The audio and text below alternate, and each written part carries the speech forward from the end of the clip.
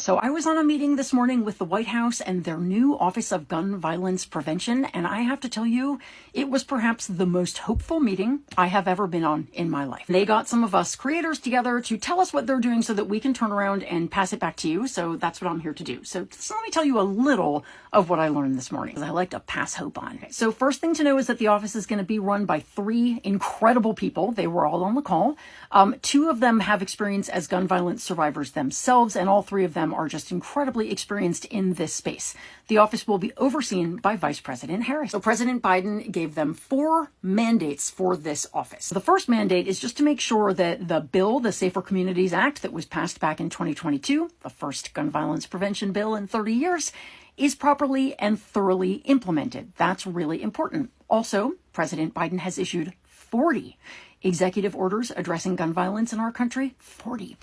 And they want to make sure that those are fully implemented as well. So that is their first order of business. Second, President Biden wants them to get really creative and come up with more executive orders that he can issue while Congress remains deadlocked because Republicans have control of the House. Their third mandate is to work on partnerships with cities and states. Fourth, and this is very exciting, is to work with the communities who are impacted by gun violence. This is actually much more important than it sounds, because think about it. When we have a natural disaster in this country, FEMA shows up, right?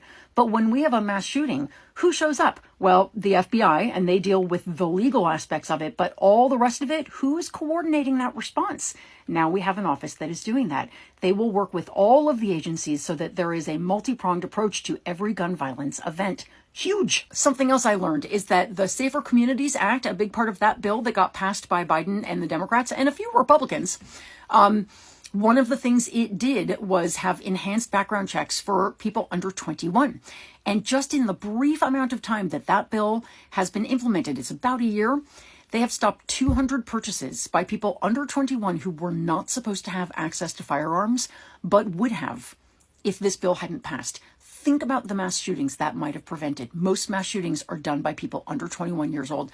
Think about the suicides that may have stopped, the crimes. And this office will continue to help with expanding the implementation of that policy. Something else I heard about on this call that was amazing is that the Department of Justice announced just last week that it is giving out $4.4 billion in grants across the country to go towards preventing gun violence. Did we hear about this? I didn't hear about it.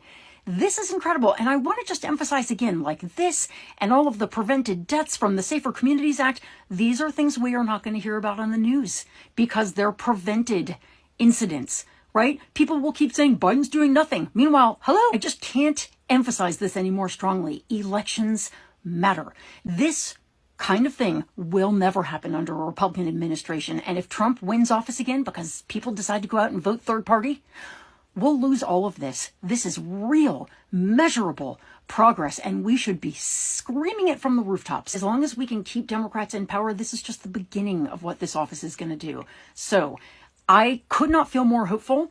I am also going to work so hard to make sure that we keep winning elections because I want to see what these people are going to do, and I know it is going to be amazing. I hope this makes you happy.